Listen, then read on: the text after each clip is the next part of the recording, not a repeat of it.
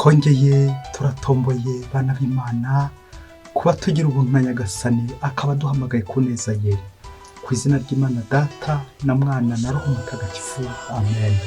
Amahoro bana b'Imana, nimuhumure, Imana iradukunda, ije kudukiza kuri uyu wa gatatu w'icyumweru cya mbere cya Adventi, tariki 4 Ukuboza 2024. Ng'amasomo aho tugiye guhurira n'Imana kugira ngo idukize. Isomo rya mu gitabo cy'umuhanuzi umutwe wa 25 umurongo wa 6 kugeza kwa 10. Uwo munsi Uhoraho azakorera amahanga yose umunsi mukuru kuri uyu musozi, abazimanira inyama z'ibinure, bamwe divayi iryohereye, abaha inyama zoroshye na divayi imininnye neza. Azatanyagura kuri uyu musozi umwenda wari ubambitse hejuru y'imiryango yose, n'igishura cyari cyorosha amahanga yose. Azatsemba burundu kitwa urupfu, Uhoraho Imana ahanagura amarira ku maso yose, avaneho ikimwaro cy'umuryango we mu gihugu cyose. Ibyo ni Uhoraho ubwe wabivuze. Uwo munsi bazavuga bati, Uhoraho niwe Mana yacu, twaramwiringiye aratubohora, amizero yacu ari muri Uhoraho. Nitwishime tunezerwe kuko aducungura. Uhoraho agiye kuramburira ukuboko kwe kuri uyu musozi. Iryo ni ijambo ry'Imana. Zaburi ya 23. Nyagasani, nzibere iruhande rwawe iminsi yose. Uhoraho ni umushumba wanjye, ntacyo nzabura. Andagira mu rwuri rutoshye, anshora ku mariba y'amazi afutse, maze akankomeza umutima. Anyobora inzira y'ubutungane, abigiriye kubahiriza izina rye. Naho nanyura mu manga yijimye, ntacyankura umutima kuko uri kumwe nanjye. Inkoni yawe ushumba intera ubugabo. Imbere yanjye uhategura ameza, abanzi banjye bareba, ukansiga amavuta mu mutwe, inkongoro yanjye ukayisendereza. Kuko ineza n'urukundo byawe biramperekeza mu gihe cyose nzaba nkiriho. Nanjye rero nzaza niturire mu ngoro y'Uhoraho, aba ariho nibera iminsi yose.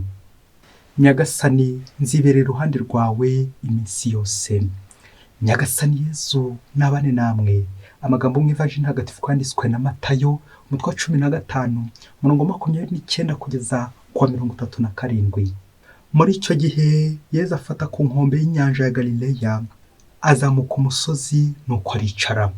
Abantu benshi baramusanga bazanye abacumbagira, ibimuga, impumyi, ibiragi n'abandi benshi, babashyira imbere ye arabakiza. Nuko rubanda baratangara babonye ibiragi bivuga, ibimuga bikize, abacumbagira bagenda, impumyi zibona, maze basingiza Imana y'Isiraheli. Yesu ahamagara abigishwa be arababwira ati, iyi mbaga nyifitiye impuhwe kuko hashize iminsi 3 bankurikiye kandi bakaba badafite ibyo barya. Kubohereza bashonje simbishaka, hato batagwa mu nzira. Abigishwa baramubwira bati, turakura he muri ubu butayu imigati ihagije abantu bangana batya? Yesu arabasubiza ati, mufite imigati ngahe? Baramusubiza bati, 7 n'udufi dukeya. Nuko ategeka rubanda kwicara hasi. Hanyuma afata ya migati 7 na ya mafi, ashimira Imana, arayimanyura, maze ayiha abigishwa be, bayiha rubanda. Bose bararya barahaga. Nyuma bakoranya ibisate bisigaye byuzura inkangarandwi. Iyo ni ivanjili ntagatifu. Bayoboke b'Imana, nimugire amahoro. Aha tugeze ni kuri buri munsi. Ufungure buri munsi, ufungure buri munsi, ufungurira abandi buri munsi. Buri munsi ijambo ry'Imana rigukize. Buri munsi ijambo ry'Imana riguhaze. Buri munsi ijambo ry'Imana rigutunge. Buri munsi ijambo ry'Imana rigukebure. Buri munsi ijambo ry'Imana rigukosore. Buri munsi ubeshweho utungwa n'ijambo ry'Imana buri munsi.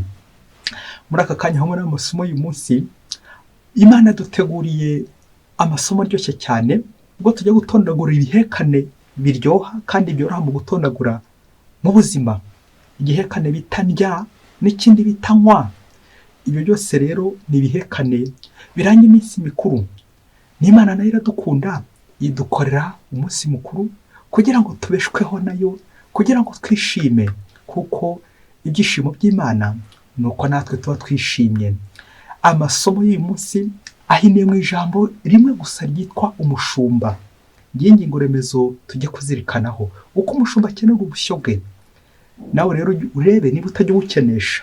ujya ubukenura cyangwa urabwikenuza, umushumba uko akenura ubushyo bwe. Twongere tuzirikane twese nta utararagiye, twese turi n'abashumba. Utararagiye inkoko yaragiye urukwavu, utaragiye urukwavu yaragiye ihene, ingurube, inka n'andi matungo ubwoko bwinshi. Ndetse usibye n'amatungo turagira n'abantu, abo dushinzwe, abo tuyobora, abo se turabaragira. Ariko niba nta n'umwe nawe uyobora, byibuze umenye ko uyobora umutima wawe. Ese wo uzi kuyobora? Ushobora no kuyobora abandi bigakunda, ariko ubwawe warinaniwe cyangwa nawe warananiwe, nawe warihebye, nawe wariyanze. Kuyobora ni ukuyobora abandi ku Mana, ariko nawe utibagiye ko nawe ugomba kwiyobora. Dutangazwa n'itegeko ry'abashumba bari ku isi. Ndaza kwenda kuvuga abashumba gito. Ya tegeko rigera riti gutungwa n'isi uragiye, ukazimara, nirinze kuvuga kuzica, ukazijugunya, ugatakaza intama, aho kugira ngo ahubwo uzikenure. Nawe itegeko ry'Imana ni itegeko ryo gukiza abantu, rigira riti intama zanjye zigomba gushisha mu gihe ngiye gushira. Uwo ni Yezu Kristo, umushumba mukuru. Umushumba mukuru ni Yezu, wa wundi ushira, twebwe tukagera gute? Tugashisha. Wa wundi ubambwa ku musaraba kugira ngo twebwe tubeho, wa wundi ubabara kugira ngo twebwe tubabarirwe. Ngo umushumba mwiza. Ikizakubwira ko umushumba ntabwo ari uko ari ufite inda nini, ntabwo ari uko ubyibushye mu bandi, ntabwo ari uko ufite amapeti, ntabwo ari uko ari wicaye mu ntebe z'ibyubahiro, ntabwo ari uko wicaye ku ntebe ifuteye, ahubwo ni ukwitanga, ukitangira abandi. Amasomo rero aragaruka ku bashumba. Abashumba aho bari turabasuhuje, nimwubahwe ba pastor, pasiteri bivuga nyine umushumba, buri wese acunge n'aho aragiye. Pasiteri mukomere cyane. Aya masomo yashushojeho neza uko yakurikiranye. Icyo abashumba bahuriyeho bagiye bagaruka muri aya masomo ni uko bagabura, ariko bo ntituze kumva aho bariye. Bya bindi nyine byo kwitanga. Mu isomo rya mbere twumvise Imana igiye kugabura umuryango wayo, ikabakorera umunsi mukuru, ikabaha ibyishimo, divayi, inyama, byose birerekeza ku byishimo Imana ishakira umuryango wayo.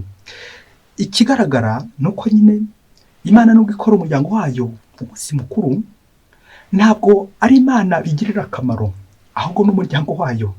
Ni bya bindi by'uko nyine amasengesho yacu tuvuga ni twebwe agirira akamaro, ntabwo ari Imana. Niyo turiye Imana igatugaburira, ntabwo aba ari Imana biza kugira akamaro, ahubwo twebwe abantu. Ngaho Imana nyine ibera Imana ko yo itwitangira ikatugaburira, ariko yo itagambiriye guhaga, ahubwo igira ngo twebwe duhage. Uhora agiye kurambura ukuboko kuri uyu musozi. Amen. Uko ni kuri isomo ryasoje byongera kutwibutsa imigambi myiza Imana idufitiye yo kuturinda, kuturengera no kuturenganura, kudufungurira no kudufungurira buri munsi. Iyi Zaburi ya 23 nayo iratwerekeza ku mushumba Imana iyobora ubushyo bwe. Nuko rero imaze kubona ko Imana ari umushumba mwiza, nawe nta handi wakagiye, ugume hamwe kugira ngo tuyoborwe n'Imana. Uhoraho nzibera iruhande rwawe iminsi yose. Amen. Ivanjiri y'uno munsi turumva mu mushumba mukuru Yezu Kristo, le bon berger, le berger par excellence. Yezu ureba imbaga imuri imbere, nuko akagirira impuhwe, agatubura imigati, utuburira abandi, guha abandi ubuzima bwiza. Hari interuro nziza Yezu yavuze itwerekeza ku bushumba bwe, itwerekeza ku muhagira umuryango we. Ubwo yabonaga imbaga imukikije, ibabaye, ishavuye, no kwakira ijambo no kumwumva, none Yezu afashe icyemezo cyo kwigira neza impuhwe za Yezu. Ati, iyi mbaga nyifitiye impuhwe kuko hashize iminsi 3 bankurikiye. Kubohereza bashonje simbishaka, hato batagwa mu nzira. Amen, amen, amen. Urakoze Yezu, mushumba mwiza, wifuza ko twabaho neza, utwifuriza ikiza buri gihe. Ngiye yamvugo ya mutagatifu Irene ugira uti, la gloire de Dieu c'est l'homme vivant. Ngo igishimisha Imana ni ukubona umuntu ari muzima. Igishimisha Yezu ni ukubona yatugaburira tugahaga tukabaho, nuko turiho, nuko twishimye. Kabone nubwo yababara, ngo Yezu umushumba mwiza ushira kugira ngo twebwe dushishe, witanga atwitangira, ubabara kugira ngo twebwe tubabarirwe. Izi nkangara 7 zisigara natwageza ku masakaramentu 7 yandi Kristo akoresha kugira ngo tutagatifuze muri kiliziya ye. bwacu gatwerekeza kuri ukarisitiya Yezu atugaburira kugira ngo tubeshweho nawe. Yakiriza ibeshweho n'ukarisitiya, babana b'Imana beshweho n'ukarisitiya. Ukarisitiya izingiro, ipfundo ry'ubuzima bw'umukristo Yezu twiha kugira ngo tubeho. Mukristo muvani, uracyaga ukarisitiya? Uracyasenga? Uracyashengerera? Uracyahazwa? Uhagijwe nande n'induguhaza? Uyu mushumba mwiza aratwerekeza kuri Yezu, wa mushumba uzaza kuri Noheli uje kutwitangira kugira ngo tubeho, umucunguzi Mesiya. Uyu mushumba Yezu kandi araduhamagara twebwe abashumba natwe tuyobora abandi kugira ngo twongere twisuzume aho tujya twicara umwanya turiho, uko tubayeho n'intama tuyobora. Niba tutazikanga ikindi gihe tukazihungeta, cyangwa niba koko tuzivugira tukazirengera kandi tukazirenganura. Wowe intama zawe uzigenzereza ute? Umunsi umwe hirya kure cyane muri Afurika, ngo mu karere kamwe umuyobozi mukuru cyane yaje gukoresha inama abaturage bo muri ako karere.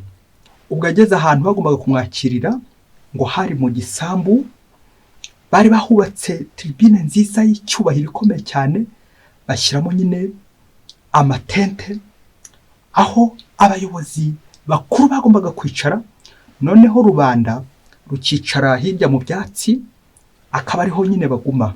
Igihe rero kiza kugera, umuyobozi mukuru atangira ahamagara abayobozi bitabiriye ibyo birori baje kumwakira. Abayobozi bose bitabiriye baragaragara, usibye umuyobozi umwe witwa ngo Karamira. Baramushaka, Karamira yagiye.